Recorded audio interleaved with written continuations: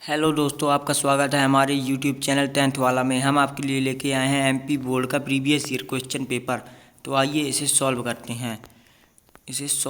हैं। पहला क्वेश्चन हमारा, सही विकल्प का चयन कर लिखिए। इसके अंतर्गत पहला क्वेश्चन है हमारा, बाल गोविंद भगत साहब मानते थे। सो गाइस, बाल गोविंद भगत साहब मानते थे कबीर को। वह धीरे धीरे चलने लगा। इस वाक्य में क्रिया विशेषण का भेद है। रीतिवाचक भेद है। बालक तारकेश्वर नाथ को उसके पिता टीका लगाते थे। भाभूत का। रीति काल के कवि हैं कौन? भूषण। और जयशंकर प्रसाद छायावादी कवि हैं। छायावादी अब लिख नहीं पाया पर मैंने बोल दिया है। सो आप याद कर लेना कि जयशंकर प्रसाद छायावादी कवि हैं।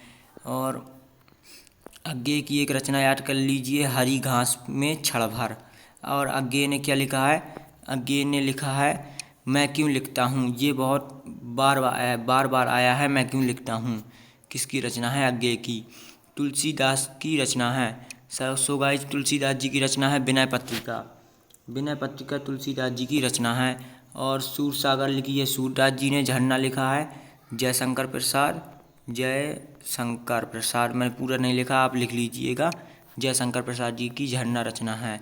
10वें रस का नाम है। सो गाइस, 10वें रस का नाम है वात्सल्य रस 10वें रस का नाम है।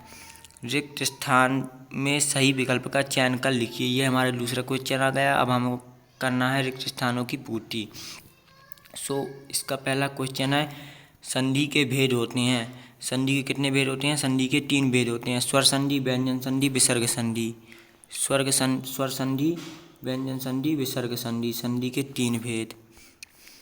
हिमालय की तीसरी सबसे बड़ी चोटी ... है। हिमालय की तीसरी सबसे बड़ी चोटी कौन सी है? कंचनजंगा हिमालय की तीसरी सबसे बड़ी चोटी है, कंचनजंगा।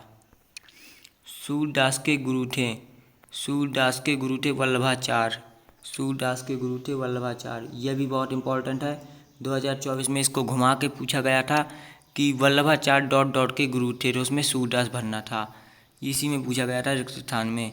चौपाई छंद की प्रत्येक पंक्ति में ... मात्राएं होती हैं। चौपाई छंद की प्रत्येक पंक्ति में कितनी मात्राएं होती हैं?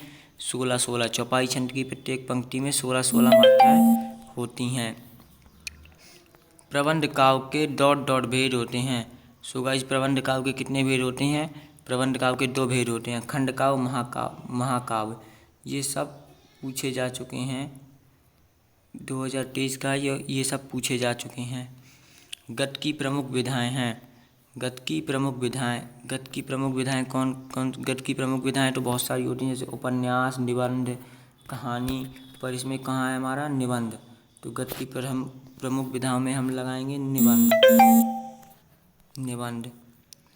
अंधे की लाठी एकमात्र सहारा। अंधे की लाठी क्या है? एकमात्र सहारा। इसका ये वाला होगा। लखनवी अंदाज लिखा था यशपाल जी ने।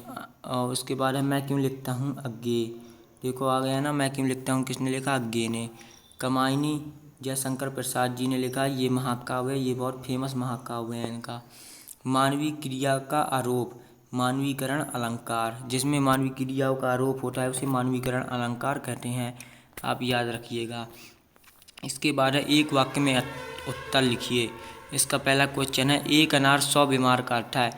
इसका अर्थ होता है वस्तु की मांग ज़्यादा और आपूर्ति कम। मैं लिख नहीं रहा हूँ, आप सुन लीजिए एक बार और। वस्तु की मांग ज़्यादा और पूर्ति कम। भोलेनाथ के पिताजी गंगा में आटे की कितनी गोलियां प्रवाहित करते थे? भोलेनाथ के पिताजी गंगे में आटे की 500 गोलियां प्रवाहित करते थे। कितनी? 500 गोलियां प्रवाहित करते थे। कवि निराला ने बादलों की तुलना किससे की है? बच्चों के घुंघराले बाल से, काले बाल से। बच्चों के घुंघराले काले बाल से। मैं लिख नहीं रहा हूँ, आप एक बार और सुन लीजिए। बच्चों के काले घुंघराले बाल से। रस के कितने अंग होते हैं? रस के 4 अंग होते हैं। स्थायी भाव, संचारी भाव, विभाव और अनुभव। गद्य की 3 गौण विधाएं लिखी हैं। गद्य की 3 गौण विधाएं कौन कौन सी हैं?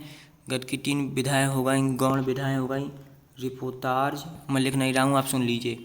रिपोर्टाज, रिपोर्टाज संस्मरण, रिपोर्टाज संस्मरण, रिपोर्टाज संस्मरण। एक और याद नहीं आ रही, मैं उसको लास्ट में बताऊंगा। समास के कितने भेद होते हैं?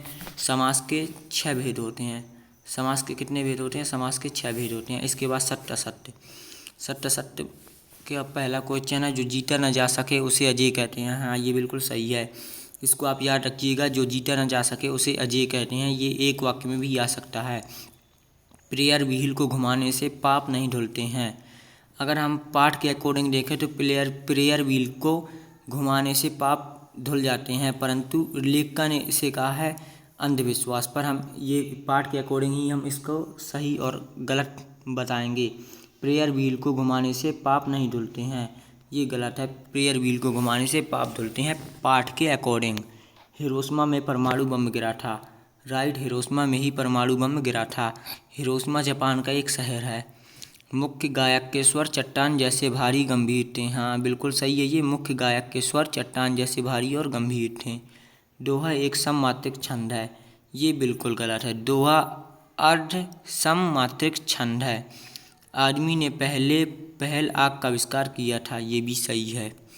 सो गाइज, अगर आपने लास्ट तक वीडियो को देखा तो आपका धन्यवाद। और आपको ऐसी ही वीडियो देखना है तो हमारा चैनल सब्सक्राइब कर लीजिए, ये आपके बहुत काम आएंगे और हम ऐसी ही वीडियो और बनाएंगे अभी।